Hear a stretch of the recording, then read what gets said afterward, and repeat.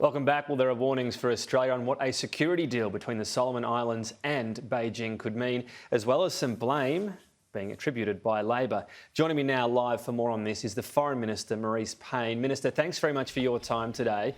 Just starting with the reports of the possibility of a military base being built because of this deal by China. What can you tell us about the likelihood of that? These are reports which I have also seen discussed, of course, in the last couple of days.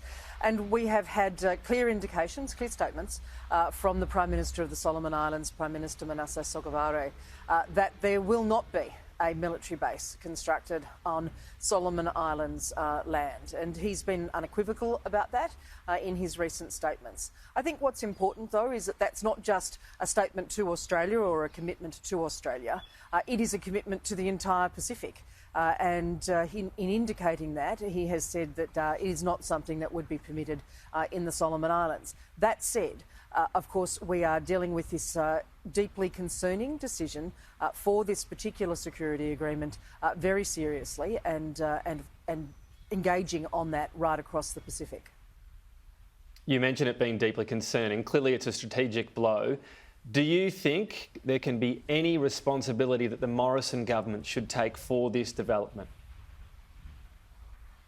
Well, ultimately, it's a sovereign decision of the Solomon Islands government, with in this case, the partner of China. That is their right and decision to make. But we've been explicitly clear and in a very respectful way of the reasons that we think it is not a constructive approach, if you like, to regional security. And overwhelmingly, Tom, that is because the Pacific family is best placed to be the first responders on Pacific security. That is why, through the Bikatawa Declaration to the Boy Declaration, we have seen those issues discussed as a region. We have seen in response to the unrest in the Solomon Islands just at the end of last year that the first port of call in that case was to Australia. What Prime Minister Sogavare has also reassured in recent statements is that Australia is the Solomon Islands' first security partner of choice. When we went back to the Solomon Islands in November of last year with Fiji, with Papua New Guinea, with New Zealand, that was a Pacific response, a Solomon Islands Assistance Force Pacific response, and we do think that is the most constructive approach. So this particular deal, when you're being frank about it, do you think the Chinese government has effectively bribed its way to this deal? Ultimately, these are bilateral arrangements made between two countries, Tom. What we have been clear in saying is that Australia is an open and transparent partner. Our own bilateral security treaty with the Solomon Islands is listed on Australia's treaties register. It's available on a website. It's not kept confidential. It's completely transparent and completely open. Our own engagement in the Solomon Islands, particularly in terms of the work that the Australian Federal Police Commissioner Reece Kershaw does with the Royal Solomon Islands Police Force to take those teams to the Solomons in response to unrest at the end of last year, completely open and completely transparent. That's why we're so confident about the response with New Zealand, with Fiji, with Papua New Guinea in those circumstances. But what's your response to all those experts saying, well, Australia can't compete because this was bribery? Well, experts will make their own commentary, Tom. That is ultimately a matter for them. My concern but what's your view on it being bribery? Engagement is in... They will make that commentary, Tom. It's not mine. They are entitled to their views. But ultimately, for me, the bilateral relationship between Australia and the Solomon Islands and the broad Pacific relationship of all of our partners, whoever they are, and I know Prime Minister Ardern has made some statements on this today as well, our broad relationships across the region, which are very focused on security in what is an extremely dynamic strategic environment, they are what is important to us. Okay. So Scott Morrison said today the threat of this deal was known for a long time, and he said specifically this, and that's why I visited the Solomon Islands in May of 2019. So the government knew this could be happening since 2019. As far as I can tell, you've had one visit there since that time. That doesn't sound like a high priority.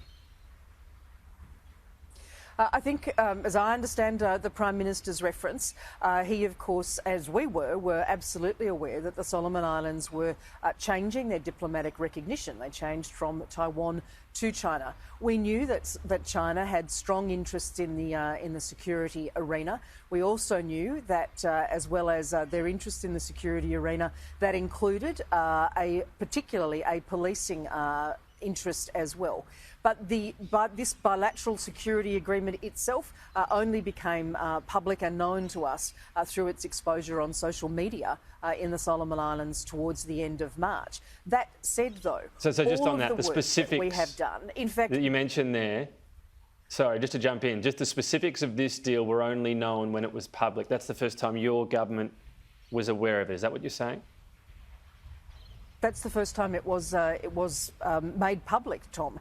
But of course there have been, as I said, ongoing conversations about security in the Pacific and the importance of the Pacific family, if you like, being the first responders. That's exactly why Australia and New Zealand, with PNG and with Fiji, formed the Solomon Islands Assistance Force with both the women and men of the AFP and the ADF in response to the unrest in Honiara in November of last year. That is why we had such a long-term involvement, particularly in Ramsey, as many Australians will recall. This was a point through which members of the AFP, members of the ADF were deployed over a number of years in terms of security and addressing these issues in the Solomon Islands. We have been very strong partners over a long time. And yet, despite that, this is going ahead. What are you being told by the Sogavare government about why they went ahead with this deal? Ultimately, they have cast it in terms of development and security. But as we have said, and as I think has been again reinforced by others today, we are confident that the Pacific countries, the Pacific family, is able to provide the sort of security support that has been needed in the past and will be able to do so in the future.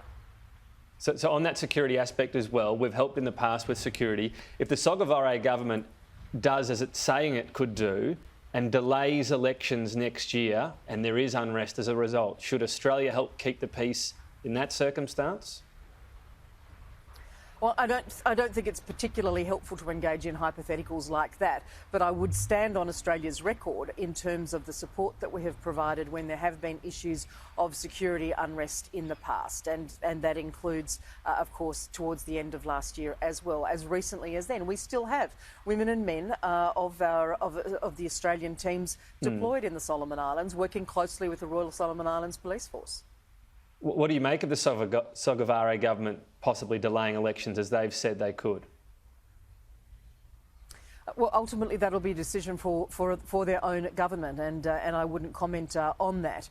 We, of course, would support and provide ongoing development support, as we do in all of our bilateral engagements. We work with the Solomon Islands across health, across education, across security, across agriculture, across gender, a whole range of issues. It's our second largest development program in the Pacific, second only to Papua New Guinea, and we are the largest development support to the Solomon Islands by a long way.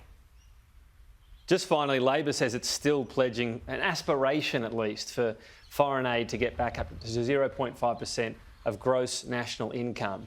What can you say about your government's views on that? Do you have an aspiration to get it back up to that level? Well, this government has been very targeted and very focused in the way we have delivered development assistance. In the last budget, we will see $1.85 billion of development assistance provided across the Pacific in particular, specifically.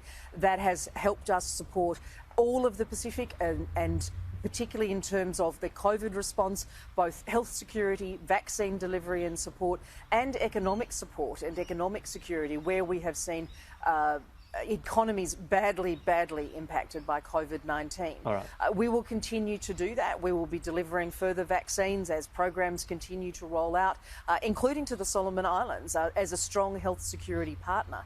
And I look forward to continuing to do that. We have a commitment of climate finance of over $700 million specifically to the Pacific. Our infrastructure program in the Pacific is also very strongly focused on climate to leave it there. Adaptation and climate Just got to resilience. jump in there, Minister. we're waiting on a debate, but we do appreciate your time today. Thank you very much, Foreign Minister Maurice Payne.